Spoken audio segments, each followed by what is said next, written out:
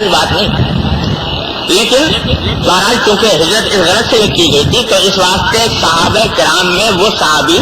مشہور ہو گیا تھا، ان کا لقب مشہور ہو گیا تھا مہاجر ام قیس، ان خاتون کا نام تھا ام قیس،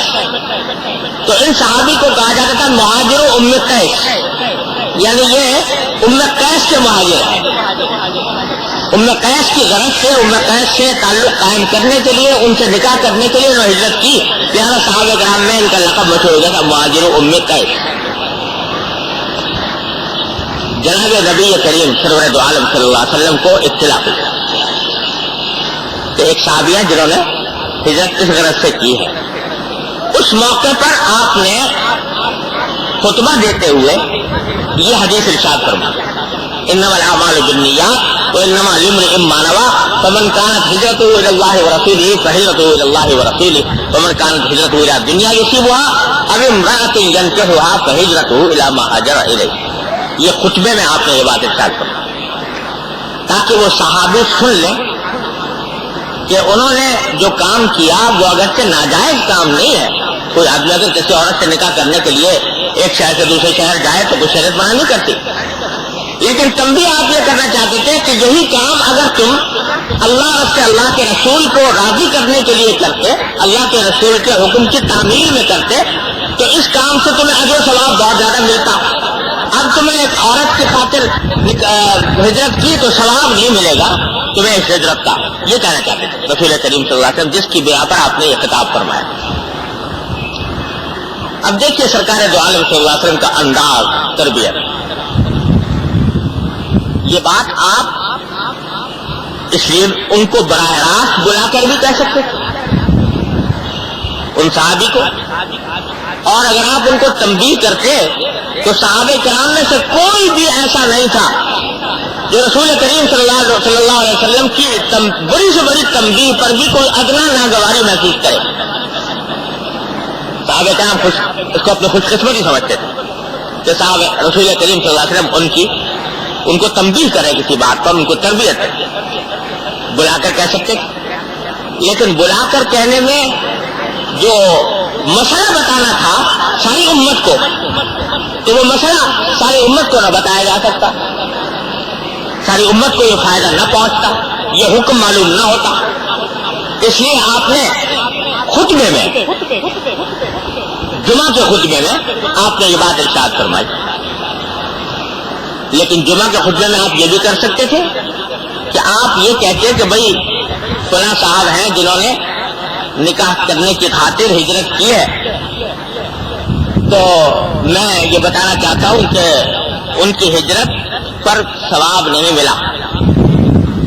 یہ کہہ سکتے تھے کہ نہیں؟ لیکن سرکار دو عالم صلی اللہ علیہ وسلم یہ بھی سکھاتے ہیں کہ اگر کسی شخص کو مجمع میں تنبیہ کرنی ہو تو اس مجمع میں اس کو رسوا نہ کیا جائے۔ اب اگر مجمع کے اندر ان سے کہا جاتا نام لے کر کہا جاتا کہ بھئی تم نے یہ کام کیا، اس پر تمہیں ثواب نہیں ملے گا، تو وہ بیچارہ مجمع کے اندر شرمندہ ہوتے، ندامت ہوتی، رسوائی ہوتی۔ تو سرکار دو عالم صلی اللہ علیہ وسلم جہاں تربیت فرماتے ہیں، تبلیغ فرماتے ہیں، دعوت دیتے ہیں، تعلیم فرماتے ہیں، وہاں اس بات کا بھی لحاظ ہے کہ کسی بندے کو ادنا رسوائی محسوس نہ ہو، اس واسطے آپ نے صراحتاً نام لے کر یہ بات نہیں کی۔ چلو نام نہ لیتے، بغیر نام لیے کہہ دیتے کہ بھائی اگر کوئی شخص ہجرت کرے عورت سے شادی کرنے کے لیے جائز تو ہے مگر ثواب نہیں ملے گا، یہ کہہ دیتے۔ لیکن اگر صرف یہ بات فرماتے تو صحابہ کرام تو جانتے تھے کہ کس کی طرف اشارہ ہے، تو نام نہ لینے کے باوجود وہ صاحب متعین ہو جاتے، اور متعین ہونے کے نتیجے میں پھر ان کو شرمندگی کا احساس ہوتا۔ سرکار دو عالم صلی اللہ علیہ وسلم نے یہ انداز اختیار فرمایا کہ پہلے ایک عام قاعدہ اور اصول بیان فرمایا، اس شخص کی طرف اشارہ ایسا نہ ہو کہ جس سے متعین طور پر ان کی رسوائی ہو، لہذا اصول بیان فرما دیا کہ تمام اعمال کا دار و مدار نیتوں پر ہے. ہر شخص کو وہی ملے گا جس کی اسے نیت کی، اور جو اللہ کے لیے ہجرت کرے گا اللہ کے لیے ہوگی. پھر اگر صرف یہ کہتے ہیں کہ اگر عورت کے لیے کرے گا تو اس کی ہجرت عورت کی طرف ہوگی، اگر طرفیات تب بھی ذہن فوراً اس طرف چلا جاتا ہے. لیکن ایک عام فرمایا جو ہجرت کرے گا کسی دنیا کے کام کے لیے، دنیا کے منفعت حاصل کرنے کے لیے، پھر بیچ میں ایک لفظ کہہ دیا کہ دنیا حاصل کرنے کے لیے کرے گا یا کسی عورت سے نکاح کرنے کے لیے کرے گا، تو پھر جس طرح ہجرت کی ہے ویسی سمجھی جائے گی. تو مقصود بھی ان صاحب کو تنبیہ بھی ہو گئی، رسوائی بھی نہ ہوئی، ایک عظیم اصول بھی بیان فرما دیا پوری امت کے لیے کہ تمام اعمال کا دار و مدار انسان کی نیت پر. اس طرح سرکار دو عالم صلی اللہ علیہ وسلم نے یہ تنبیہ بھی فرمائی اور اس بات کی بھی تعلیم دے دی کہ اگر کسی شخص کو، کسی اپنے مسلمان بھائی کو کسی بات پر تنبیہ کرنی ہو تو اس بات کا خیال رکھو کہ اس کی رسوائی نہ ہو. مسلمان کا کام یہ ضرور ہے کہ اگر کسی دوسرے مسلمان کے اندر کوئی برائی نظر آ رہی ہے تو اس کو بتا دے، یہ مسلمان کو چاہیے. حدیث میں فرمایا کہ المؤمن مرآۃ المؤمن، مومن کا آئینہ ہے. جس طرح آئینے میں دیکھ کر آدمی کو اپنی شکل پر اگر کوئی داغ لگا ہوا ہے تو نظر آ جاتا ہے،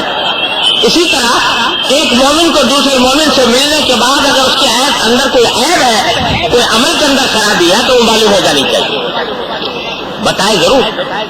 لیکن اس طرح بتائے جس سے رسوائی نہ ہو، تو دوسرے کی وہ شرمندگی محسوس نہ کرے،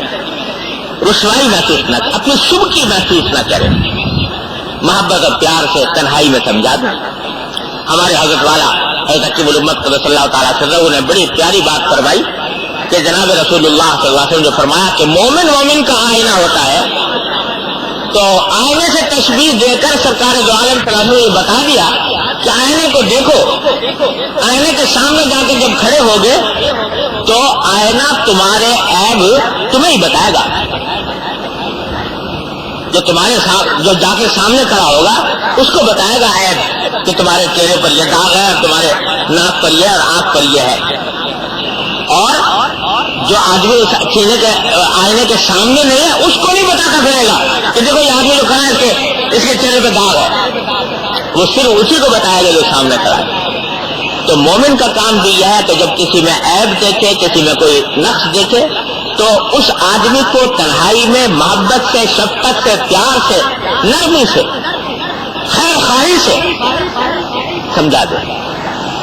یہ نہیں کہ اس کی وہ خرابی دوسروں کو کے سامنے گاتا پھرے اور اس کو رسوا کرتا پھرے. سرکار دو عالم صلی اللہ علیہ وسلم نے اس حدیث کے ذریعے یہ تعلیم بھی دے دی. یہ تو ایک ضمنی بات تھی جو آ گئی. حدیث میں جو اصول بیان فرمایا گیا تمام اعمال کا دار و مدار نیت پر. جس نیت سے جو کام کیا جائے گا ویسا ہی اس کا نتیجہ برابر ہوگا. اس کا پہلی بات تو یہ سمجھ لیجئے کہ بعض لوگ اس حدیث کو بڑے غلط معنی میں استعمال کرتے ہیں. یعنی جب ان کو کوئی شریعت کا حکم بتایا جائے